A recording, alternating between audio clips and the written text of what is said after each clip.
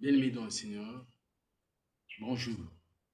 C'est toujours le frère Akon, je lise Mission pour la vie évangélique de Brazzaville, NVE.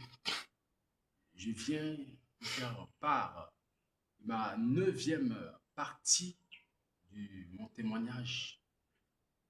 Bien-aimé dans le Seigneur, j'étais en prière, ce fut un vendredi, j'étais en prière dans ma maison, dans la chambre.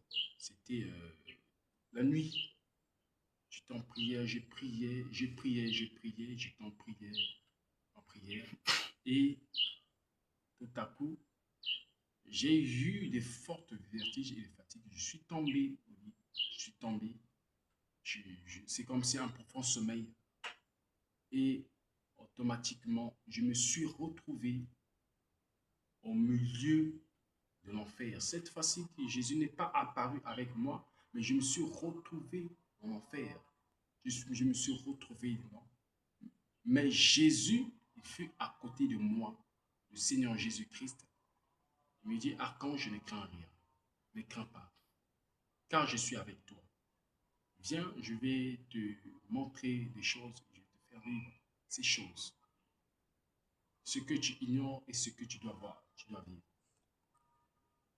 Donc je disais, Jésus m'a dit, je vais te faire vivre, je vais te faire vivre ce que tu vois ici. Et Jésus-Christ me prend la main et on commence à marcher, à cheminer.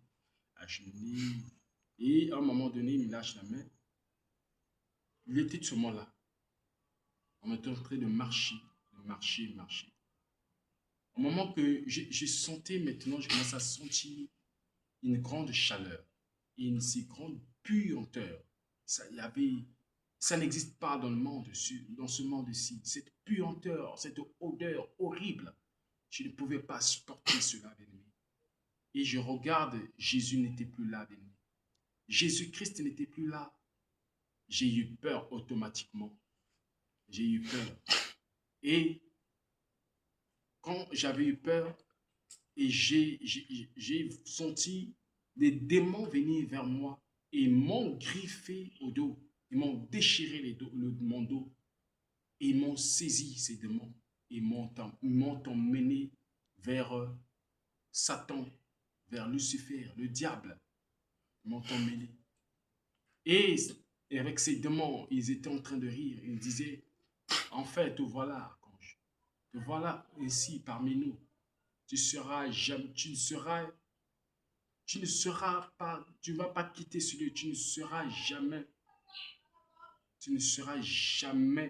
dans le repos. Tu seras torturé jour et nuit.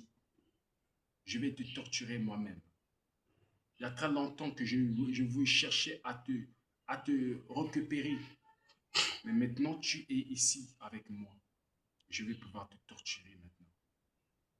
Et ils m'ont pris, ils m'ont enchaîné. Les chaînes, je ne sais pas, ça venait par où, je n'ai pas même pas vu. Et ils m'ont enchaîné mes pieds et mes mains écartées. J'étais devenu comme une statue. Je ne pouvais pas, je ne pouvais pas bouger et les chaînes me brûlaient, les mains, les bras me brûlaient. Je criais de douleur. Je tentais de crier. Et j'ai vu une foule de démons qui venaient vers moi. Et ces démons marchaient vers moi. Ils avaient l'apparence des femmes. Ils avaient l'apparence des femmes. Ils venaient, ils s'approchaient de moi. Et quand ils s'approchaient de moi, et chacun cherchait à s'accoupler avec moi. Et toutefois, quand ils s'accouplaient avec moi, ils me rappelaient mes péchés que j'avais commis dans le passé, que j'étais dans la masturbation. J'étais dans la masturbation, je me masturbais. Et ils m'ont dit ceci, tu t'es pas repenti, tu n'avais pas confessé tes péchés en public. Tu avais caché cela, tu n'avais pas voulu que les gens le sachent, mais tu avais caché cela. Voilà qui t'a emmené ici. Les démons étaient en train de me rappeler cela. Malgré, ils étaient en train de toucher avec moi, ces démons, mais leur sexe n'était pas comme le sexe d'une femme. Mais il y avait un trou qui avait et mâchoires comme de requin. Ils étaient en train de broyer mon sexe, ils étaient en train de manger mon sexe. Et quand ils mangeaient mon sexe, quand il quitte, le démon quitte, l'autre remplace. Donc mon sexe se reproduisait encore. Donc c'est les douleurs sur douleurs. Et toutes, ils étaient au plus de 700 personnes, plus de 700 démons. Donc, tant que les 700 démons, plus de 700 démons n'étaient pas passés, bien aimé, je ne pouvais pas respirer. Et ces démons étaient en train de me torturer. Jusqu'à ce que, au point que toutes c'est plus de 700 démons. Parce que pourquoi? J'avais plus de 700 vidéos de films pornographiques dans mon téléphone. Bien-aimé dans le Seigneur, ces choses sont horribles, ne le suivez pas. Et cela ne s'est pas arrêté là. Les démons m'ont pris, ils m'ont déchiré le ventre.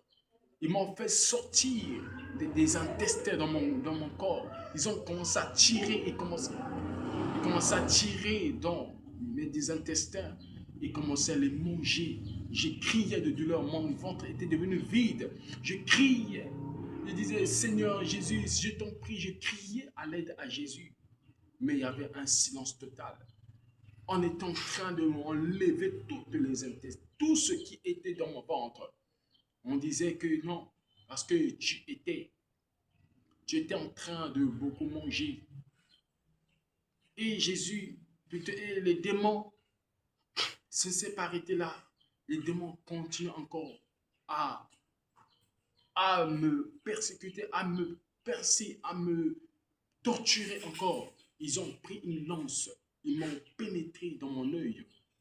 L'œil a pénétré mon œil et mon œil commence à se pendre. Ils ont enlevé mon œil. J'ai crié, ils me disent, les yeux, parce que tu convoitais tout ce qui était dans le monde. Tu convoitais, tu étais dans la convoitise. Ils m'ont crevé les yeux, ils m'ont enlevé les yeux. Bien-aimé, j'ai crié de douleur, pas moyen de m'en sortir. Je criais, je disais, Seigneur, pourquoi m'as-tu laissé abandonner? J'étais en train d'être torturé cruellement. Et ça ne s'arrête pas là. Ils m'ont pris mon cerveau, ma tête. Ils ont ouvert ma tête. Ils ont pris mon cerveau et commencé à manger. Mon cerveau, ils ont pris, ils commencent à déchirer, détruire. Je criais de douleur. C'était tellement douloureux.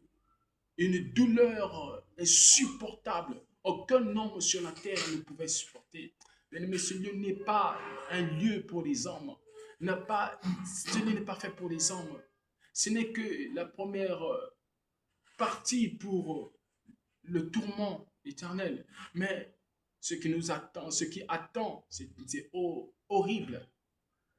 Et cela ne s'est pas arrêté là. Les démons continuent à me torturer encore et encore. Je criais de douleur, pas moyen. Malgré que je criais et mes cris, ça leur poussait encore de me torturer encore plus davantage. Et ensuite, ils ont tout pris mon cœur. Ils ont déchiré mon cœur. Ils ont pris mon cœur, ils l'ont arraché. Ils l'ont arraché et ont commencé à couper cela en petits morceaux, en petits morceaux, en petits morceaux. Bien aimé, c'était une douleur intense, insupportable. Insupportable. Même la personne, même s'il se brûlait sur la terre. Et même celui qui est ici, dans ce lieu, il n'y a pas de comparaison. Car ce lieu est un lieu vraiment de douleur éternelle. Et quand on est en train de me tourmenter et on me versait, c'est comme si du feu en liquide, on versait sur moi. Je criais, je brûlais. J'étais vraiment devenu défiguré. Donc on me coupait les bras, on arrachait les bras sur moi. Et on me prie, on m'emmène dans une lave. Mais avant ça, avant qu'on puisse me lever, m'enlever de là, ils me tiraient la langue. Pourquoi on me tirait la langue? Bien aimé, quand on était en train de tirer la langue était en train de s'élargir. La langue était en train de s'élargir. Je ne supportais pas. Et on commençait à tirer la langue au point que la langue puisse se couper en deux. La langue s'est tirée, s'est coupée et on m'a coupé la langue. On commençait encore à me torturer, à couper ma langue en plusieurs morceaux. J'ai crié de douleur. On dit que la langue, c'est de ce que tu avais menti. Tu mentais. C'est par la bouche que vous mentez. Parce que tu mentais, tu étais dans le mensonge. Tu n'as pas confessé ses péchés. On était en train de me torturer, mais j'étais tellement angoissé. Je me disais que c'était fini pour moi. Je me disais que c'était fini pour moi. Je dis, Seigneur, tu m'as abandonné. Seigneur, tu m'as abandonné. Seigneur Jésus.